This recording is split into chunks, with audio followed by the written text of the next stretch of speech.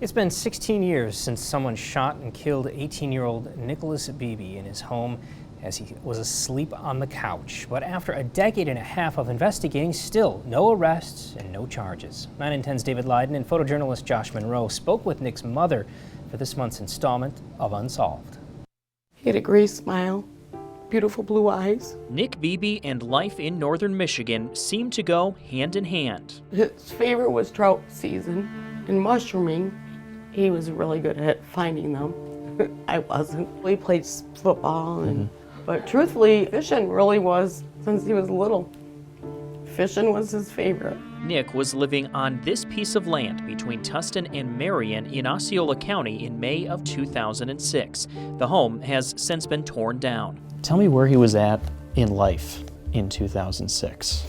Well, he was truthfully going to move back in with me, which was a very good idea. But Nick would never get the chance. Let's go to May 12th, 2006. You get a call about 3 o'clock in the morning. Yes, it was close to 3 as well. Yes, it was.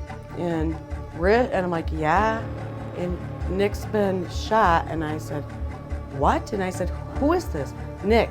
Shai said Nick's been shot with a 22 or something. And I'm like, what? Nick's mom got to the scene a short time later.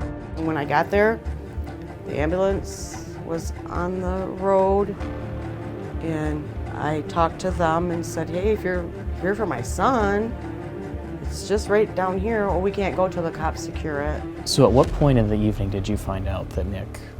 More cops came, and then finally I got told.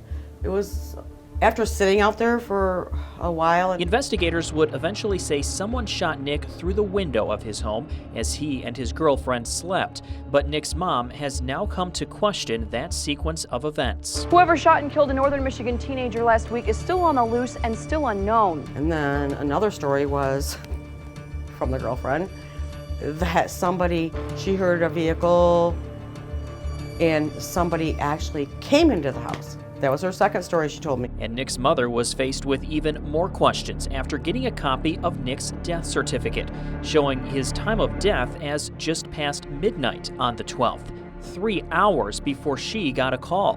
When you finally got that death certificate, that had to have opened up just a whole nother can of questions. Oh, it did. It did.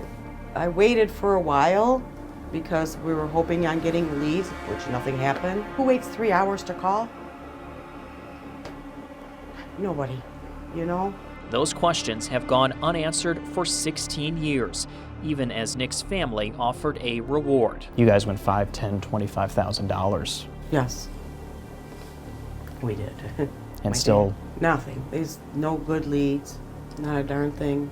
They also searched the mill pond a few years ago, looking in the mill pond for the gun, because they don't have the weapon either. Just tell us what you know. And you still want that person to do just that.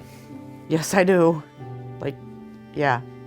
I want it solved so that we know for sure, instead of me thinking I know for sure. And I want them to pay for what they did.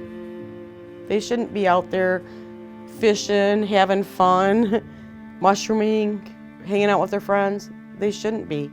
They've been doing it for 16 years. If you have any information on who shot and killed Nick Beebe, call the Osceola County Sheriff's Office.